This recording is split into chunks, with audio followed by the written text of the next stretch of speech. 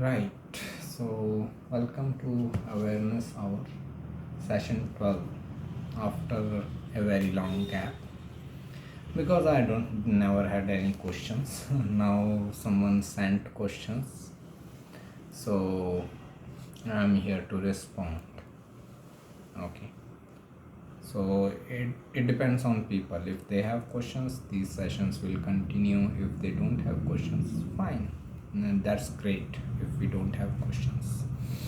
So today we will take two questions. Remaining two questions will be next week or in next session.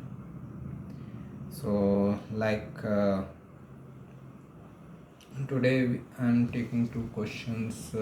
First is both the questions are surrounding Guru or enlightened ones. So we will talk about them. First question is that people normally say that we should never go for search of a guru. When you are ready, guru will appear, and the questioner wants to know how he or she will appear. And questioner further asks, how did you find Osho? Okay, so question is to me directly, how did I find Osho? So again, if I find, that means I went for search. I never went for search, he found me. Okay. So let's understand it. Why it is said that we should never go for search for a guru. We should just prepare ourselves for arrival of guru, and when the time is right, when we are completely ready, guru will automatically come. Because understand, if if I am going for a search of guru, that means I have some criterias. Okay, my guru should be like this, that, and all. 1 2 3 4 5 6, these points, these criterias, these pointers should be there in that guru. Who is deciding these points? My mind is deciding these points, these criterias for a guru. And if I find if I find someone who is fitting this criteria, he is fitting as per the criteria decided by my mind. That means my guru is the creation of my mind. Okay, that person whom I consider as a guru is creation of my mind. That's why we should never be searching for guru, because we will only search through our mind only. Okay, and that it means that your guru is just a creation of your mind. Such a person can never take you beyond your mind. Okay, guru's main job is to take you beyond your mind. So if you are searching for a guru through your mind made criteria, now that person is not is fitting into your criteria decided by your mind. He is not your beyond your mind. He cannot take you beyond mind.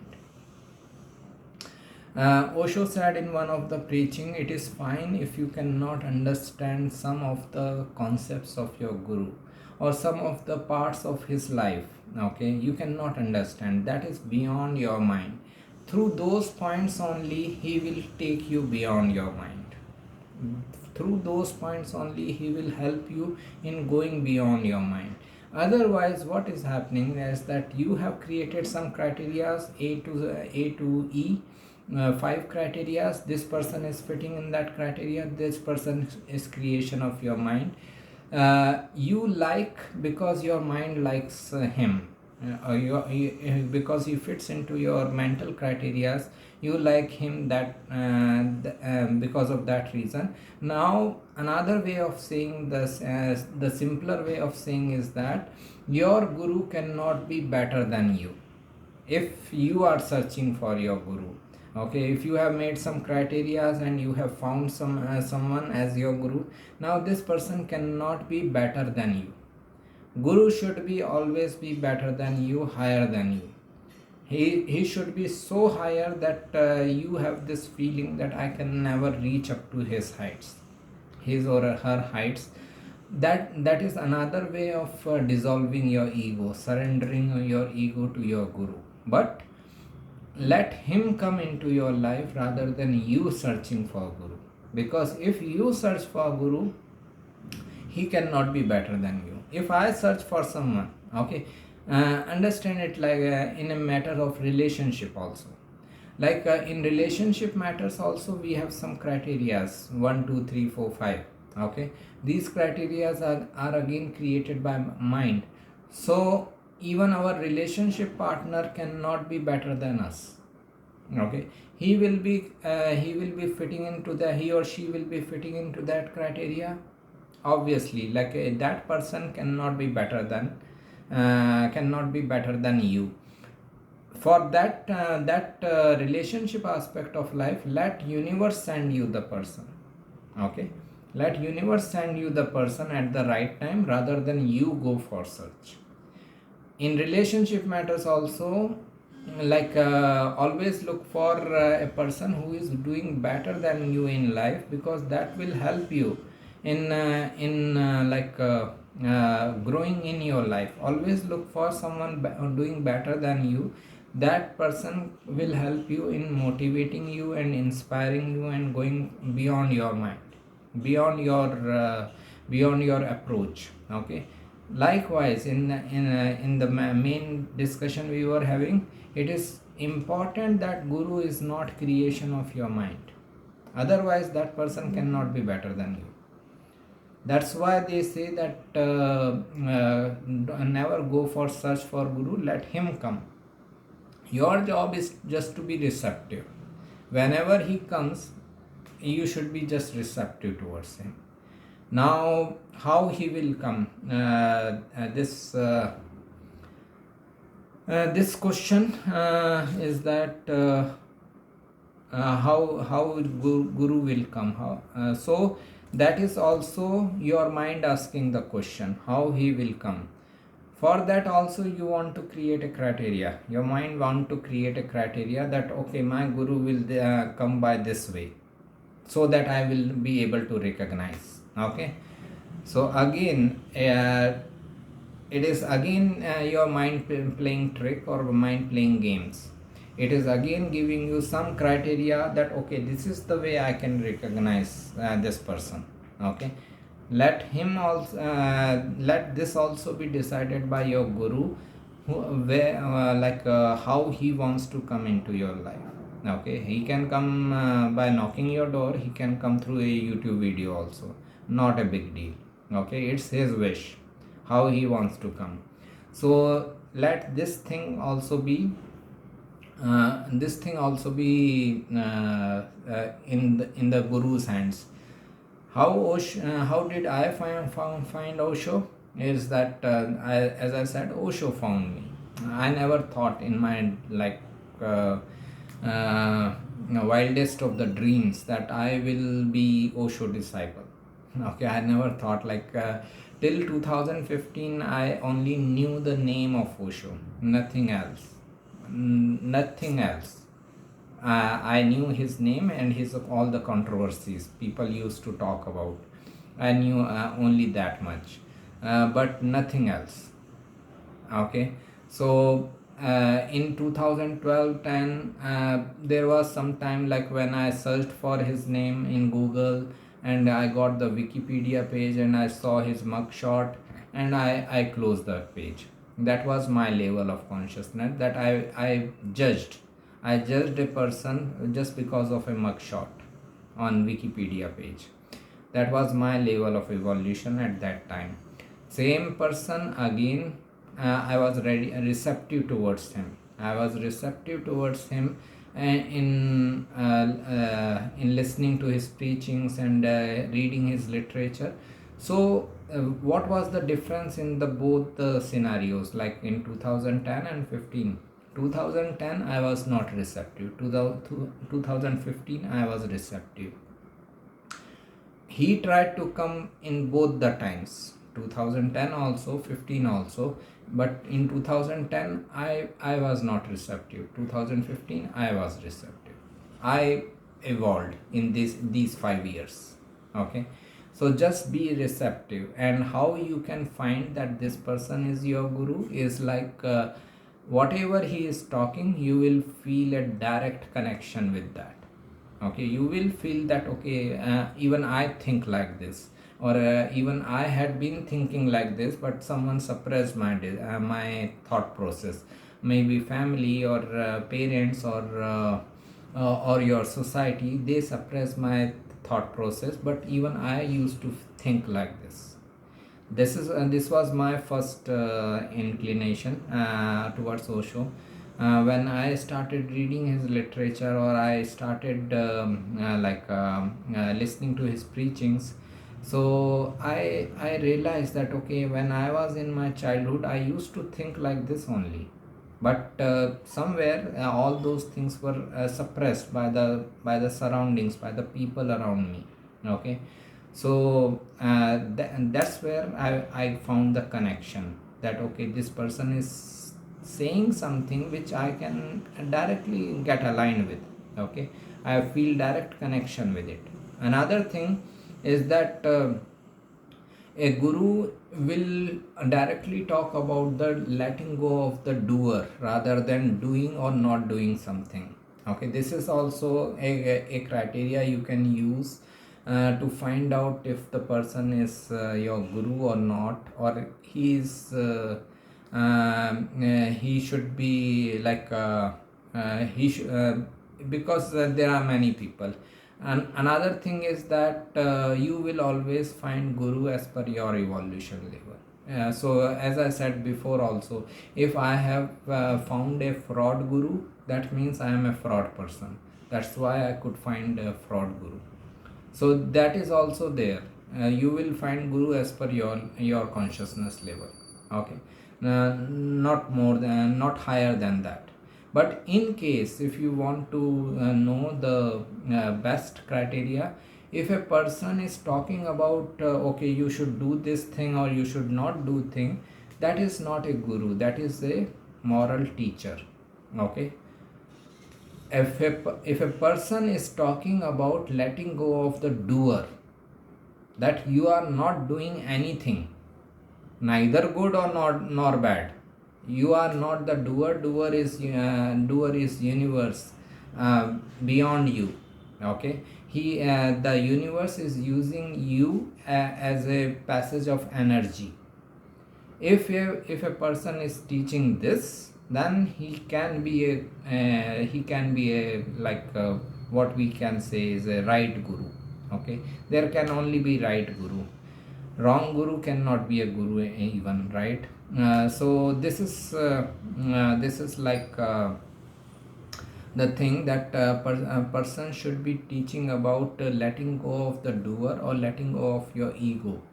Then only you can consider that okay, this person is talking some sense. As long as they are talking about this, do this or don't do that, we should do this or we should not do that, then the person may be a good teacher. Okay, but may not be a guru. Also, a guru will always talk about everyone. Everyone means everyone. He will talk about the whole globe, whole universe. He will not be limited to one country or one caste or one religion. That is not his concern. That okay, I should be doing for this country, or I should be doing for this religion people, I should be doing for this caste people. That will never be a concern of a real guru. He will always be talking about benefits of all, everyone's benefit. That is also a criteria which you can use. Another thing you can understand that the person will be because he is enlightenment. Wherever he goes, things become beautiful there. Wherever he goes, okay, nature comes naturally there. Nature descends upon that place. Like if I again bring the example of Osho, He made the commune in the most deserted place in Oregon. But as long as he was there, that place became oasis, heaven. Okay, it is always quality. Wherever an enlightened one goes, that place will become beautiful. Nature will automatically descend upon that place. So these are some things you can try to find out, but again, who is trying to find out? Your mind. So this is the biggest difficulty. So just be receptive about the person who is coming into your life, and he's trying to teach you something. Like I have found Osho after like many other people. Okay, I have followed Paramhans Yogananda a lot. I have followed many other different gurus a lot. Swami Vivekananda, everyone, every possible person. I have listened to the best preachers of the world. I have listened to the worst preachers of the world. I was receptive towards everyone. Okay, so that was the only difference which happened, that when Osho came again I was receptive. Okay, so continue in your journey, and whenever the time is right, Guru will come to you. You need not to worry about it. Okay, you need not to go for search of Guru will automatically come. Second thing is that ailments to Guru. Okay, the person asks, just a second. Why many of the enlightened beings like Maharshi Raman, Swami Vivekananda got many ailments before taking samadhi? Despite being a yogi, they became a rogi. Is it because they are emptying their prarabdha karma? I think not prarabdha, it is sanchit karma. Okay, anyways, I will try to explain. First of all, this is also our misconception, and it is one of the biggest misconception. We have accepted God only as a creator. We think that God can only do good things. Okay, God cannot do any bad thing. So when it comes to like ailments and diseases, fine. If you are given a human body, you will have ailments also. Okay, through those ailments only you will come towards the death. Okay, because that body has to perish one day or the other. Okay, so this is the first thing, that if good things are happening in the in the world due to God, even bad things are happening in the world due to the same God. Our main problem is that we have accepted God only as a creator, not as a destroyer. We need to accept God as a creator and a destroyer, both. Okay, another way of looking at ailment is that normally, like Osho says at one place, is that normally we think that person has got ill and that's why he died. Okay, but the situation is other way around. Because his death was coming, he started feeling sick. Okay, that is the reason. Because the time of death was coming, there has to be some reason to die, right? So the illnesses started coming. So it is not because of illness he is dying, because of dying he is getting illnesses. Okay, anyways, we want to see it. Another thing is that understand, when a person is enlightened, this is his last life. This is all he has. Okay, in this one life he has to complete everything, all the cycles he has to complete in this one life only. uh, Suppose someone gets enlightened at suppose 35 years of age, and he has about 75 years of age in total. So he has left over about 40 years of age. Now he has to go through all the remaining karma, all the accumulated karma of his past lives in those 40 years only.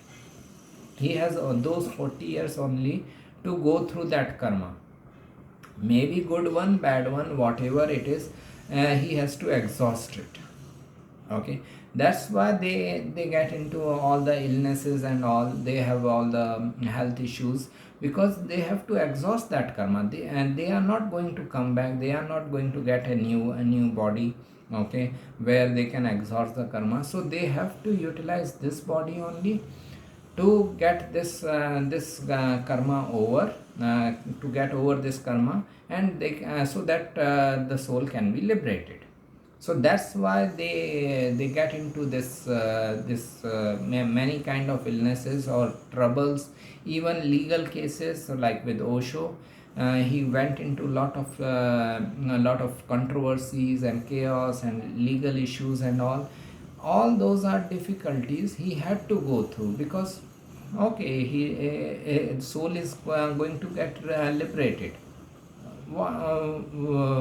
How the soul will exhaust the remaining karma if it gets liberated and not getting another body.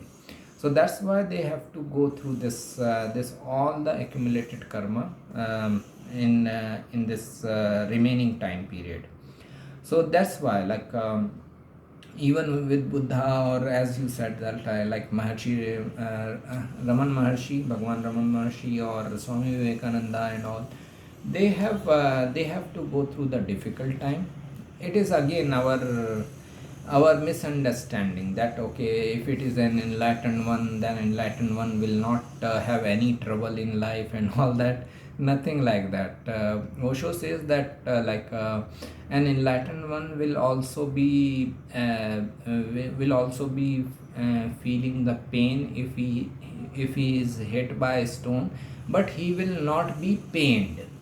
Okay, the difference is this: if you hit a enlightened one with a stone, he will have injury, he will have wound, but he will not be pained because of that. He will have pain, but he will not be pained. He will not think that pain is part of me, because that me is gone. Okay, so they can see the pain from a distance. That's it. Okay, so this is what I feel about these questions. We will take remaining 2 questions next week or during next session. I hope you all have a nice weekend with your family. In case people want to ask further questions, they can always email me, and I will be happy to take the questions. Okay, right. Great. Have a nice day ahead. Thank you.